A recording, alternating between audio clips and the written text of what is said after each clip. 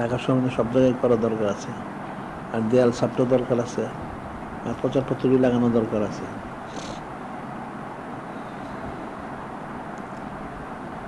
এখন 6 তারিখ আজকে, সামনে আবার 12 শরীফটার জোর দিতে হবে। এটা আমরা বলছিলাম যেটা 12 শরীফে, সেটা হলো মানে বড় করে মনে হচ্ছে, অনেক বড় করে অর্থ না। অর্থ হলো আঞ্জুমানে তাদের যে কজনই আছে মোটামুটি আঞ্জুমানে রাত্রি করবে, এটা নূরে মুজাসসাম হাবিবুল্লাহ হুজুর পাক সাল্লাল্লাহু আলাইহি ওয়াসাল্লাম বুলন্দি সম্পর্কে আলোচনা করবে। এখন 20-50 জন হোক 100 জন, 1000 লোক জমানো সত্য না, যে কজন হয় সেটাই করুক। এরপরে পরের দিন প্রত্যেকে বাড়িতে বাড়িতে মিলাদ শরীফ মাহফিল করুক, তাইলে 12 শরীফটাকে সব জায়গায় প্রচার হবে। এখন তো মুসলমানরা সবই জানে, 12 শরীফই জানে না, নাউজুবিল্লাহ। তো এদের কী কাজ হবে? এরা এমনি যারা সাধারণ ওই কথিত আলেম, এরা তো কিছুই জানে না, মূর্খ, কোনটা পালনও করে না। যারা সিলসিলাভুক্ত তারা তাদের সিলসিলা অনুযায়ী করে, এর বাইরে করে না। 12 শরীফ তো কেউই করে না।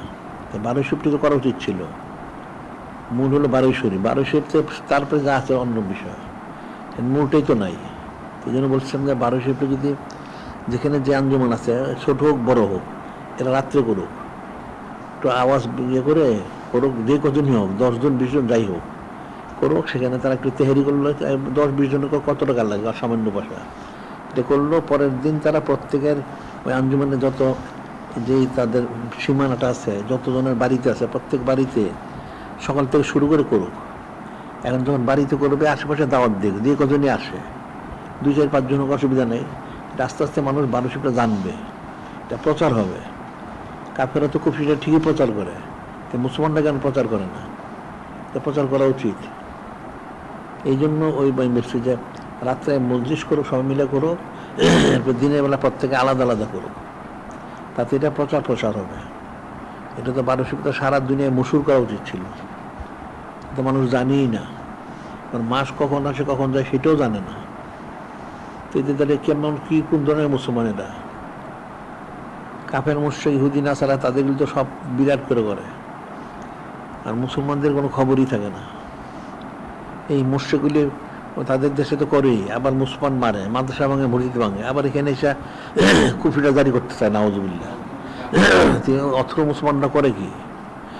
এদের তো ফরজ আইন ছিল সারা দুনিয়ার মধ্যে একদম 1200 ছোটস্থ কণ্ঠস্থ মুখস্থ করানো। তো এই বিষয়গুলো যদি না করতে পারে, তাহলে তার মুসলমানিতে থাকবে কেমনে? ইমানিতে থাকবে না। বিষয়গুলো তো কঠিন। আর মুসলমানদের ইলিম নাই, কালাম নাই, আকল নাই, বুদ্ধি নাই, কেমনে হবে? আর এলমে তাসুব যে বায়াত গ্রহণ করা ফরজ, এটাও জানে না। তারপরে যারা বায়াত গ্রহণ করে তারা ঠিক মতো আমলই করে না। সুন্নত আমল করা উচিত, ইলিম অর্জন করা উচিত, কোনোটাই জানে না। তো কেমনে কাজ হবে? এখন এগুলো তো সব জায়গায় ফেতনা হচ্ছে, ইমানি কোদ নাই, এই জন্য ফেতনা। কারণ কাফেরদেরকে ইবলিস সরাসরি সহযোগিতা করে, আর মুসলমানদের তো কোনো সহযোগী নাই, যেহেতু তার নিসবত নাই। যদি তাদের নিসবতটা থাকতো, তাহলে নূরে মুজাসসাম হাবিবুল্লাহ হুজুর পাক সাল্লাল্লাহু আলাইহি ওয়াসাল্লাম এদেরকে সাহায্য করতেন। তো নিসবতটা নাই, তো হবে কেমনে? তো নিসবতটা তার হাসিল করা উচিত ছিল।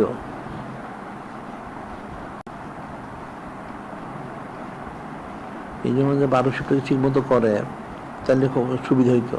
আর আমাদের কিন্তু আমরা 90 দিন এখন চলছে, ঠিকই আছে, কিন্তু আমরা অনন্তকাল জারি করছি।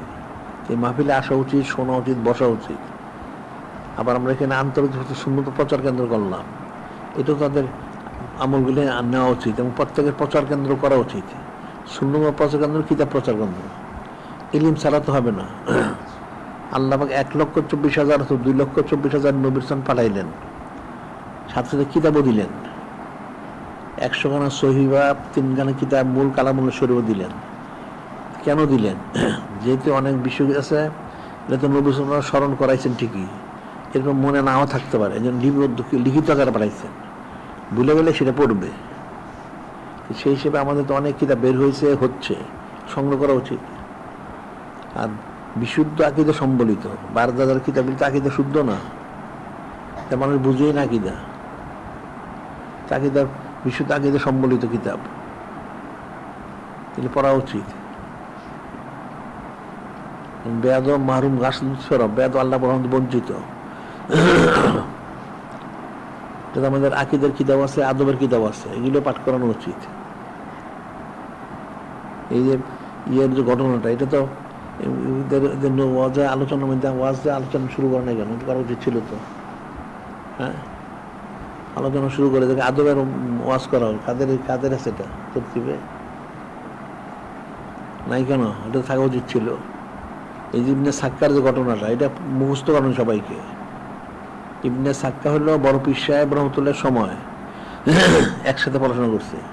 আর একটা হলো আবু সাইদ তামিমি শাফিঈ।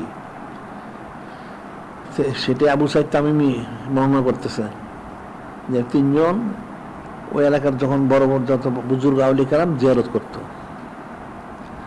একজন গাউস ছিলেন। ওই কিতাব অবশ্য গাউসের নাম উল্লেখ করে না, আসলে ওই সময় গাউস ছিলেন হয়তো নকশবন্দি তরিকার আবু ইউসুফ হামদানি রহমতুল্লাহ, এটা তারা উল্লেখ করে না গাউসকে, তো গাউস ছিলেন লিখছে। তিনি মাঝে মাঝে অদৃশ্য হয়ে যেতেন।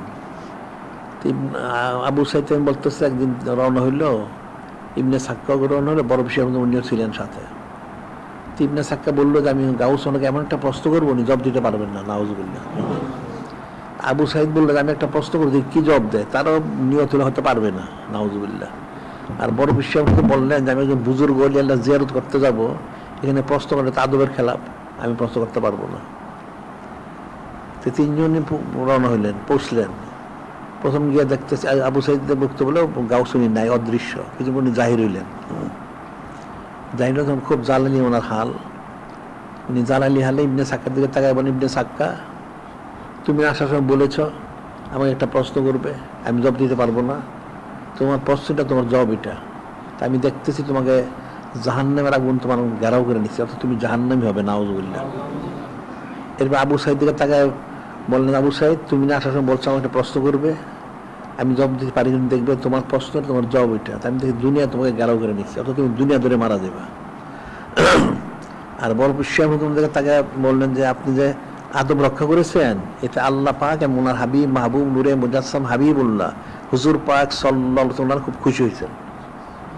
তা আমি দেখতে পাচ্ছি আপনার জামানায় আপনি কুরসিতে বসে বলবেন, আমার কদম আমার সমস্ত আউলিয়ান গর্দানের উপরে সবাই মেনে নেবেন, সাল্লাল্লাহু আলাইহি ওয়াসাল্লাম। তো বড় বিশ্ব তো মশহুর হয়ে গেছে ঠিকই। ইবনে সাক্কা কি হলো, ইবনে সাক্কা পরবর্তী সময় তাকে সে এক খ্রিস্টান এলাকা থেকে দায়িত্ব পালন হইলো। সেখানে খ্রিস্টান যে প্রধান ছিল, তার এক মেয়ে ছিল, তাকে সে বিয়ে করবে। তো সে বললো খ্রিস্টান না হলে বিয়ে দিবে না। সে পরে খ্রিস্টান হয়ে বিয়ে করলো, খ্রিস্টানে মারা গেল, নাউজুবিল্লাহ, সে জাহান্নামে হয়ে গেল। আর আবু সাইদ তাকেও খেলাফতের তরফ থেকে কিছু জাগা জমিনে দেখার দায়িত্ব দেওয়া হলো। অনেকে জাগা জমিনের মধ্যে মশগুল হয়ে সে ওই দুনিয়া ধরে মারা গেল, নাউজুবিল্লাহ। এখন বলার বিষয় হচ্ছে যে আদবটা কি জিনিস তাহলে? একজন গাউস, ওনার সাথে বেয়াদবি করার কারণে একটা লোক কাফিরে মারা গেল, একটা লোক দুনিয়া ধরে মারা গেল। আর একজন সম্মান করার কারণে উনি গাউসুল আজম হয়ে গেলেন, সুবহানাল্লাহ। তাইলে যারা এইসব বই পুস্তকে বা বক্তব্য সমস্ত বেয়াদবিমূলক বক্তব্য পেশ করে এমন লেখে, তাহলে তাদের ফয়সালাটা কি? এটা ফিকিরের বিষয়। তাহলে তাদের সব বেঈমানি মারা যাওয়ার কথা, নাউজুবিল্লাহ। তাহলে আদবটা তো শেখানো দরকার। এই জন্য আমাদের কিতাবগুলি পড়লে আদব শিখবে। বাজারে কিতাবে কোনো আদব নাই, চরম বেয়াদবি। বেয়াদব মাহরুম গাছ লুৎসরব, বেয়াদব আল্লাহ ওনার রহমতে বঞ্চিত হয়, এটা একটা কঠিন বিষয়। এখন সুন্নত পালন করতে হবে, আদব শিখতে হবে। তা আদবের জন্য আমাদের কিতাবগুলি পাঠ করতে হবে। আমার হাদিস শরীফে রয়ে গেছে, নূরে মুজাসসাম হাবিবুল্লাহ হুজুর পাক সাল্লাল্লাহু আলাইহি ওয়াসাল্লাম নিশ্চিত করেন, আদিবু আওলাদাকুম আলা সালাসি খিসালিন, তোমাদের আল্লাহ তোমাদের অধীনস্থ যারা আছে সবাইকে আদব শিখাও তিনটা বিষয়। হুব্বে নবী কিম সাল্লাল্লাহু আলাইহি ওয়াসাল্লাম, এক নম্বর হচ্ছে নূরে মুজাসসাম হাবিবুল্লাহ হুজুর পাক সাল্লাল্লাহু আলাইহি ওয়াসাল্লাম, ওনাকে যে মহব্বত করতে হবে সেই মহব্বতের আদবটা শিখাও। এরপরে হুব্বে আহলে বাইতে রাসূলিল্লাহ সাল্লাল্লাহু আলাইহি ওয়াসাল্লাম, হযরত আহলু বাইত শরীফ আলাইহিস সালাম, ওনাকে যে মহব্বত করতে হয় সেই মহব্বতের আদবটা শিখাও। এরপরে কিরাতুল কোরআন, অর্থাৎ এরপর তুমি দ্বীনি ইলম অর্জন করো, আমল করো, তুমি আল্লাহর কোশিশ করো। প্রথম হচ্ছে আকীদা শুদ্ধ করো, আদব শিখো মহব্বতের, যে নূরে মুজাসসাম হাবিবুল্লাহ হুজুর পাক সাল্লাল্লাহু আলাইহি ওয়াসাল্লামকে মহব্বত করতে হবে। হযরত আহলুস মহব্বত করে এটাকে শিখো, তারপর তুমি ইলম অর্জন করো, আমল করো, আনলে কোনোদিন তোমার কোনো ফায়দা লাভ হবে না। এই জন্য বলি যে বুলন্দি শান ওটা অনেক আলোচনা করা দরকার, যে নূরে মুজাসসাম হাবিবুল্লাহ হুজুর পাক উনি নূরে মুজাসসাম, নূর মোবারক, উনি হায়াতুন নবী, উনি হাজির নাজির, এবং মোত্তালা অর্থ হলো আল্লাহ পাক সমস্ত কিছু ওনাকে হাদিয়া মনে করছেন, আর উনি সমস্ত কিছু প্রকাশ করেন সুবহানাল্লাহ। এই বিষয়গুলি আমার বেশি বলা উচিত। এই আকীদা যখন শুদ্ধ হবে তখন অন্যগুলি এমনি শুদ্ধ হবে। এটা অনেক ফিকিরের বিষয়। এই জন্য যে সমস্ত আলোচনার মধ্যে এই বুলন্দি শান মরগুলি বলতে হবে, তাইলে মানুষ হবে। আর এখানে আসলে দেখেন তো অনেক আলোচনা শোনা উচিত, শুনে তাদের আকীদাগুলি শুদ্ধ করা উচিত। সব রসমরা চক্ষু বন্ধ হলে সব শূন্য হয়ে যাবে, তখন তো জাহান্নাম ওয়াজিব হয়ে যাবে, নাউজুবিল্লাহ। এতে ফিকির করতে হবে। আজকে হযরত সাইয়্যিদ আহমদ বেলুচি রাহমাতুল্লাহ আলাইহি তো মুনাফিকরা ওনাকে তো কম কষ্ট দেয় না। এই সব জায়গায় মুনাফিকের শয়তানের মূল। মুসলমানের কামিয়াবি ঠিকই ছিল, কিন্তু মুনাফিকগুলি ব্যাঘাত ঘটাইছে সব জায়গায়। মুসলমানের হাকিকি মুসলমান হওয়া উচিত, মুমিন হওয়া উচিত, ঈমানদার হওয়া উচিত। আল্লাহ যদি বলেন আল্লাহ তামুতুন্না ইল্লা আনতুম মুসলিমুন, ইন্তেকাল করে না মুসলমান না হয়ে, তাই মুসলমান হবে কোথেকে? আমল তো নাই। জিকির আজকার করো বেশি বেশি, বলা বাদ ইশা বাদ ফজর 100 পাঠ করো, 5 জারি করো। এলমের তাসাবের ফরজাইন হচ্ছে সুলতান আসকার পর্যন্ত জিকির প্রথম স্তর কমপক্ষে। এরপরে আমলগুলি করবে সব সুন্নত মোবারক অনুযায়ী। একবারে না পারো আস্তে আস্তে করো, কোনো অসুবিধা নাই। আর ইলমের জন্য আমাদের কিতাবগুলি পাঠ করবে। বাজার কিতাব পড়লে ইমান থাকবে না। দুনিয়ার কুফরি চরম বেয়াদব, এরা নাম মরগুলি একটা কোনো আগে পরে কিছু নাই, নাউজুবিল্লাহ, কঠিন বেয়াদব। তো বেয়াদব তো এমনি জাহান্নামী হবে। একজন গাউস ওনার সাথে বেয়াদবি করলে যে সে জাহান্নামী হয়ে যায়, তাহলে নূরে মুজাসসাম হাবিবুল্লাহ হুজুর পাক সাল্লাল্লাহু আলাইহি ওয়াসাল্লাম বেয়াদবি কি হবে? এটা ইবলিসের যে বড় জাহান্নামী হবে। আদবটা তো শিখতে হবে।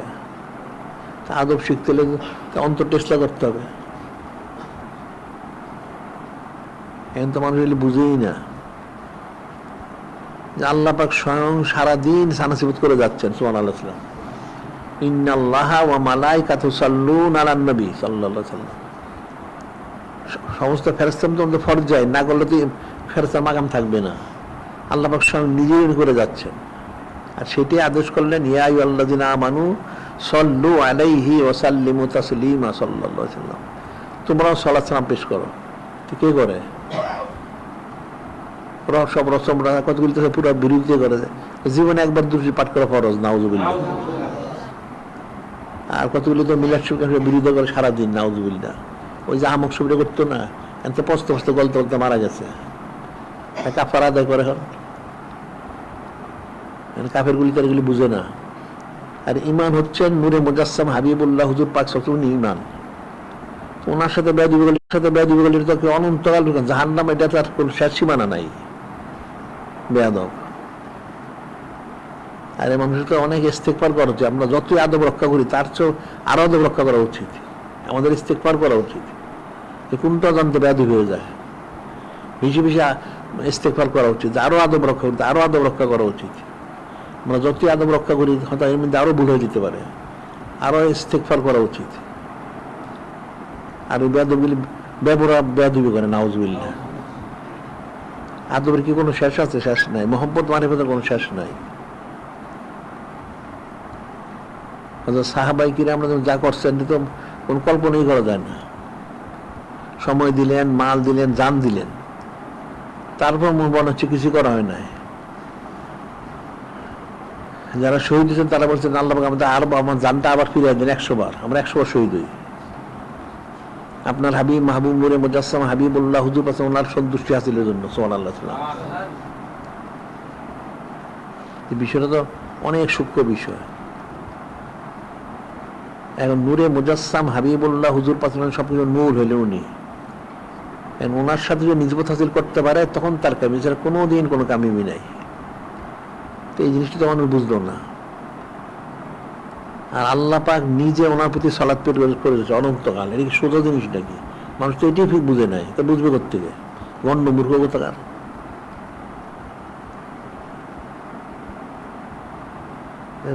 অনেক সূক্ষ্ম বিষয়।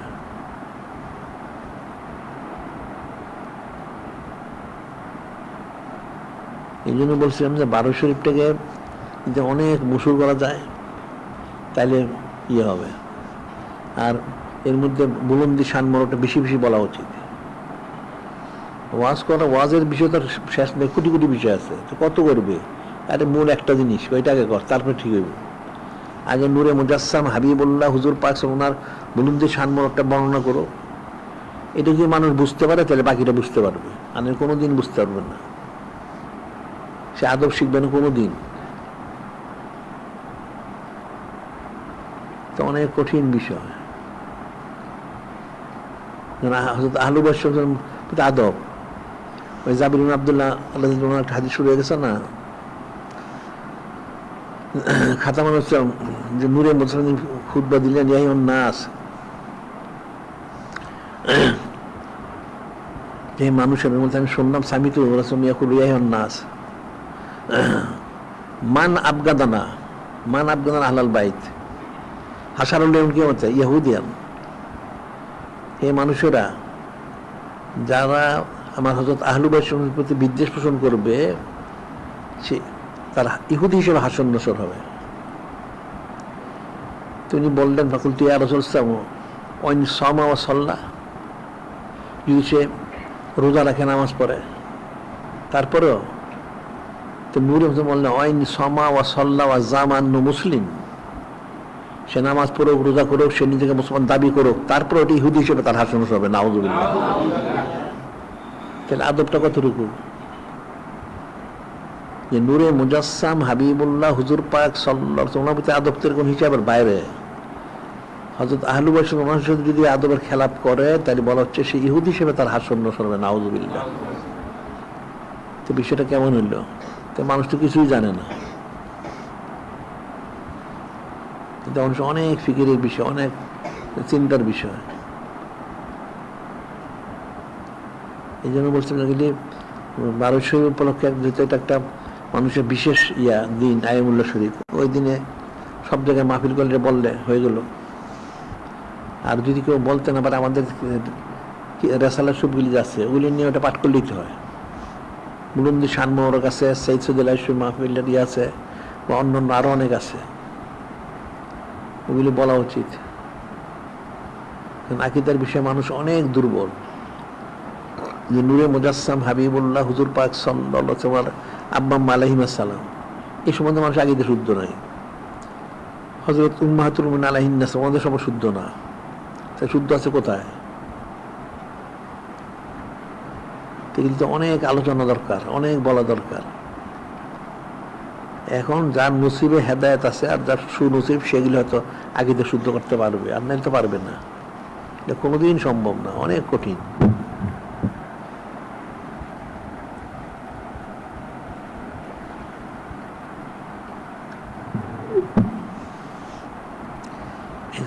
সিদ্দিক আকবর, উনি সিদ্দিক আকবর হইলেন। কিভাবে হইলেন? এখন মেরাজ শরীফ সংগঠিত হইল। এখন মেরাজ শরীফ নূরে মুজাসসাম হাবিবুল্লাহ হুজুর পাক উনি সকালবেলা কাবা শরীফ বর্ণনা করলেন। তেন কাফের কতগুলি শুনলো। কিছু কাফের বললো যে আপনি এতদিন যা বলছিলেন তো ভালোই, ইমান আনার কাছাকাছি ছিল, আজকে যা বলেন ইমান আনা সম্ভব না। নাউযুবিল্লাহ। আপনি এক রাত থেকে বাইতুল মুকাদ্দাস হয়ে আল্লাহ পাকে সাক্ষাৎ করে ফিরে আসলেন, কি সম্ভব? নাউযুবিল্লাহ। তো একটা কাফের ছিল মুতিম বিন আদি, সে আবার হয়তো সিদ্দিক আকবরের ব্যবসা করত।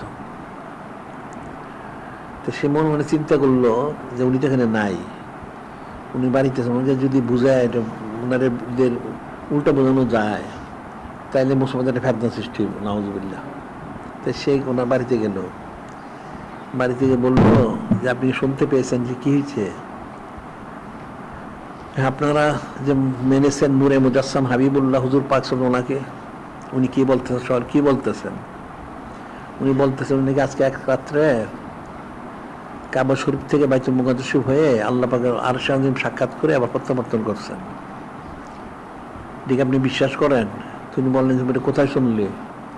এটা তো নূরে মুজাসসাম হাবিবুল্লাহ হুজুর উনি নিজেই ইরশাদমূলক করেছেন। তিনি বললেন তাহলে তো এটা আমি বিশ্বাস করি, অসুবিধার কি আছে? ওনার খাদেম খুদ্দাম ফেরেশতা জিবরাইল চোখের পলকে জানার আসেন, উনি তো মালিক, তুমি পারবেন না কেন? আমি হাজারবার বিশ্বাস করি। সুবহানাল্লাহ। এটা বলে উনি রওনা হইলেন। তখন আল্লাহ পাক ওহী মুবারক করলেন, আবার সরাসরি জিবরাইল ওনাকে আবার পাঠাইলেন দুইবার। একবার ওহী মুবারক করলেন যে আপনি আজকে হযরত সিদ্দিক আসলে আবু বকর রাদিয়াল্লাহু আনহু আসলে ওনাকে আলাইহিস সালাম মানে সিদ্দিক একবার লকব দিবেন, বলবেন। আবার পরে সাথে সাথে হযরত জিবরাইল পাঠাইলেন, আপনি যেটা আমার হাবিব মাহবুব নূরে মুজাসসাম হাবিবুল্লাহ হুজুর সেন্টার জানান যে ওনাকে আসলে আজকের থেকে ওনাকে বলতে হবে সিদ্দিক আকবর আলাইহিস সালাম। সুবহানাল্লাহ। কেন? উনি কাফেরের মুখে শুনে এই মেরাজে বিশ্বাস করেছেন। সুবহানাল্লাহ। তাহলে আদবটা কতটুকু, মহব্বতটা কতটুকু? তাইলে নূরে মুজাসসাম হাবিবুল্লাহ হুজুর পাক সাল্লাল্লাহু আলাইহি কিরকম বিশ্বাস স্থাপন করতে হবে? বিনা সুতরা কিলো গালে একদম চক্ষু বন্ধ করে সব মানতে হবে। এর কোনো চুচারা কিলো গাল করার কোনো সুযোগ নাই। এই মুরুম্মি সান্ডেতে প্রকাশ করা উচিত যে তোমরা চুচারা কিলো গাল ছাড়া মানো, এ সুন্নত পালন করতে বলে ফরজ, সারাদিন চুচরা করে নাউজুবিল্লাহ। তো এটা কাফের সে দেখা যায়। তুই চুচারা করছ কেন? পালন করো তো ফরজ, ঠিকই তো আছে। আল্লাহ বলেন তো, বলেন ফাত্তে বিনি হুকুমুল্লাহ, আমাকে ইত্তেবা করতে হলে আল্লাহ মুহাব্বত করবেন। তো আর ইত্তেবা কয়টা করতে হবে? সব করতে হবে। এই চুচরা কিলো গাল তেল ইমানদার কোনোদিন হতে পারবেন না। নূরে মুজাসসাম হাবিবুল্লাহ হুজুর পাক সাল্লাল্লাহু আলাইহি ওনার বিষয়, ওনার হযরত আব্বা হযরত আম্মা আলাইহিমা সালাম, হযরত উম্মাতুনা আলাইহিস সালাম, হযরত আহলে ওয়াসিম চুচরা করলে এটা জীবন ইমানদার হতে পারবে না। বিনা চুচরা কিলো গালে সব মেনে নিতে হবে। এই জন্য হচ্ছে বুলন্দ শান মোড়কটা অনেক আলোচনা করে, তার সাইদ সিদ্দালাই ফজিলতটা এটা তো আসলে সব বেরিয়েছে। ওগুলো পাঠ করে একদিন একটা পাঠ করলেই হয়। আর বারী শরীফটা মুখস্থ করা উচিত, সবাই মুখস্থ করা উচিত বারী শরীফ। এখন সামনে তো এটা তো হলো সফর শরীফ মাস, সামনে তো মূল বারী শরীফ। এখন মুসলমানের কোনো অনুভূতি নেই, নাউজুবিল্লাহ। এই যে কাফেরদের, এটা আমাদের পত্রিকা আছে, বলছিলাম আমি, এদের একটা দিন আছে কোন সম্বন্ধে ইস্টার সানডে বলে তারা সম্ভবত। ওই দিন আমেরিকাতে 50 মিলিয়ন মুরগি জব করছে। 50 মিলিয়ন মুরগি সবাই মিলা, কেউ নগদ দিছে, কেউ বাকিতে কিনে এনে দিছে এই দিনটা পালন করার জন্য। নাউজুবিল্লাহ।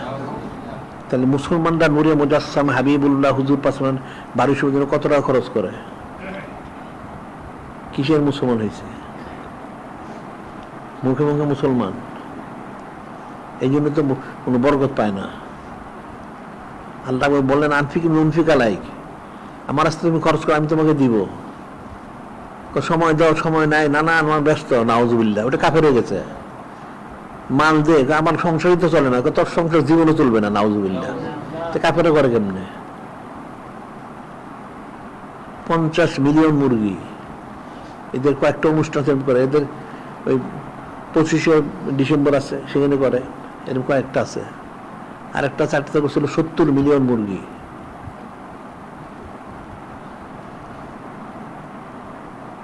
$70 মিলিয়ন বুঝো সবাই? কি বুঝো বলো দেখি? 1 মিলিয়নের 10 লক্ষ, 1 মিলিয়ন হচ্ছে 10 লাখ। 50 মিলিয়ন কত কোটি? দেখো 5 কোটি আর 7 কোটি। এরা বড় মুরগি জব করছে। তাইলে নূরে মুজাসসাম হাবিবুল্লাহ হুজুর পাক সাল্লাল্লাহু আলাইহি ওয়াসাল্লাম সম্মানে কত কি জব করা দরকার বলো এবারকে। মুরগি জব করা, আর হাঁস জব করা, আর গরু ছাগল জব করা কতটা করা দরকার? তাই মুসলমানরা করে কি? দুনিয়ার কাঞ্জুস বকিল, সময় নাই, পয়সা নাই, এটা নাই, সেটা নেই, নানান সুতানাতা। এগুলি জীবনও ইমানদার হইতে পারবে না। কাফেরা বেপরোয়া খরচ করে, যদিও তাদের এটা বাতিল, আর আমাদের তো হক। এটা খরচ করলে তার পরকালে জমা থাকবে, ওটাতে কোনো জমা থাকবে না।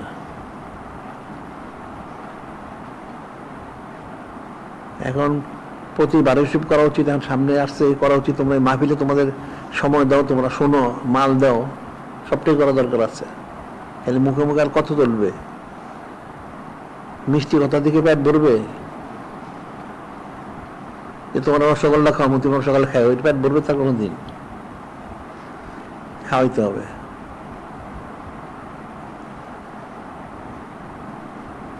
এখন প্রত্যেকে তোমাদের আসলে ইমানি কোটটা বৃদ্ধি করো, বাদিশা মাত্র দুরুশ্বরী 5 জারি করো, একটু কমসে কম সুলতান পর্যন্ত পৌঁছো, আমলগুলি সুন্নত মনোযোগ করো, আর ইলমগুলি আমাদের কিতাবগুলি পাঠ করো। এটা হলো ইলমে তাসাউফের মূল। হচ্ছে বায়াত গ্রহণ করতে ফরজাইন আছেই, মূল হচ্ছে বেশি বেশি সৌদ ইখতিয়ার করা 1 নম্বর, আর 2 নম্বর হচ্ছে জিকির করা। এগুলো বাকিগুলি, তাইলে বাকিগুলো তোমার সহজ হবে, এটা মনে রেখো। আর তোমাদের যারা যে সমস্ত আঞ্জুমান যত এখনো ঢাকা শহরে হোক বা সারা দেশে হোক প্রচারপত্র যারা তোমরা নেও নাই, তার থেকে সেগুলি সংগ্রহ করো, আর এটার যে বরাদ্দ সেই টাকাটা জমা দাও। এটা প্রত্যেক করো, প্রত্যেক এলাকায় সেগুলি করো। দেয়াল সাপ, দেয়াল লক্ষ্মী যা আছে সব। আমার মাহফিলে তোমরা এখানে শরীর, তোমাদের ওইখানে মাহফিলের এই যে খরচ, ওইখানে তোমরা তোমাদের সাধ্য সামর্থ্য এখানে শরীর হও, প্রত্যেকের সামর্থ্য অনুযায়ী। এটা ফরজাইন মনে রাখবা। তাহলে আজকে বন্ধু থাক।